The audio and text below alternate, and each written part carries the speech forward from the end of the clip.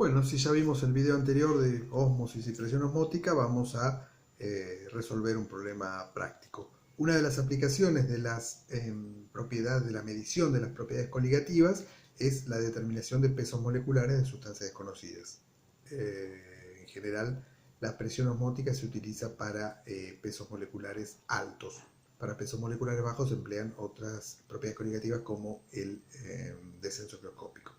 Entonces vamos a resolver este problema. Para determinar el peso molecular de una proteína se disuelven una masa, 3,4108 gramos de la misma, en 500 mililitros de solución.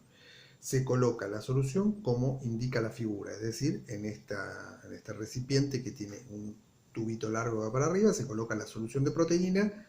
El fondo de este recipiente donde está la solución de proteína tiene esta membrana semipermeable que permite el paso del agua, pero no de los solutos, y todo ese baloncito se coloca se sumerge en agua pura.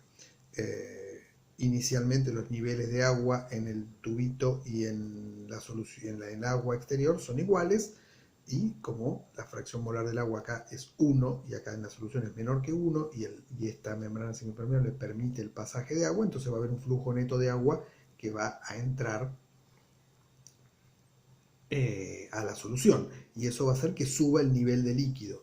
Al subir el nivel de líquido genera una presión hidrostática. ¿Cuándo va a detenerse esto? ¿Cuándo va a alcanzar equilibrio? Bueno, cuando la presión hidrostática generada por la altura de esta columna de líquido iguale a la presión osmótica. Cuando ocurra eso, se llega a un equilibrio y el nivel de líquido queda estable en un cierto valor que lo medimos. Esa es la altura que medimos.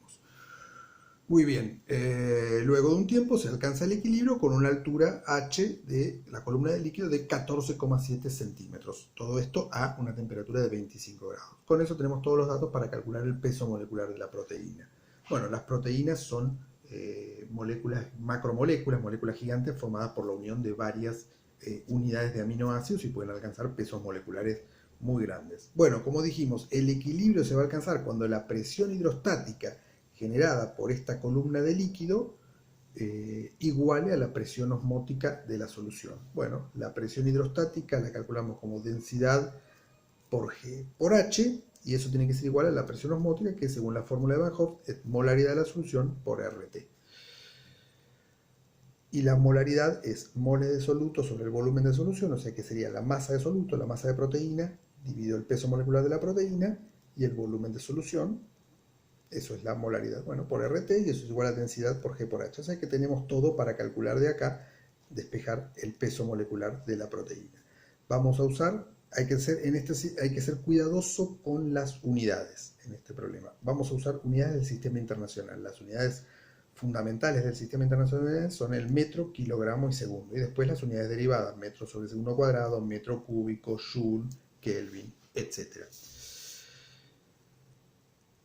Bueno, la densidad, esta densidad que tenemos que usar acá en la fórmula es la densidad de la solución, que podemos aproximarla a la densidad del agua, porque la solución es una solución muy diluida. Sabemos que tiene 3,4 gramos de soluto en 500 mililitros de solución, o sea, menos del 1% de la solución es soluto, es casi todo agua. Por lo tanto, es una perfecta aproximación, muy razonable decir que la densidad de la solución es igual a la densidad del agua. Bueno, la densidad del agua a esta temperatura es de 0,996 gramos sobre centímetro cúbico, pero dijimos que vamos a usar unidades del sistema internacional, entonces lo tenemos que pasar a kilogramos sobre metro cúbico. 996 kilogramos sobre metro cúbico es la densidad del agua a esa temperatura, y la densidad de la solución va a ser esa misma o muy parecida. Vamos a tomar este valor entonces. Muy bien. Los 14,7 centímetros de la altura H la vamos a pasar a metros, 0,147 metros. G ya lo tenemos en metros sobre segundo al cuadrado. R, usamos el valor de R no en atmósfera, sino en Joule, 8,31 Joule sobre Kelvin mol. La masa de proteína la expresamos en kilogramos, 3,4108 por 10 a la menos 3 kilogramos. Y el volumen de solución no va en litros, sino en metros cúbicos. El volumen de solución era 500 mililitros, o sea 0,5 litros, pero lo tenemos que expresar en metros cúbicos, o sea 0,5 por 10 a la menos 3 metros cúbicos.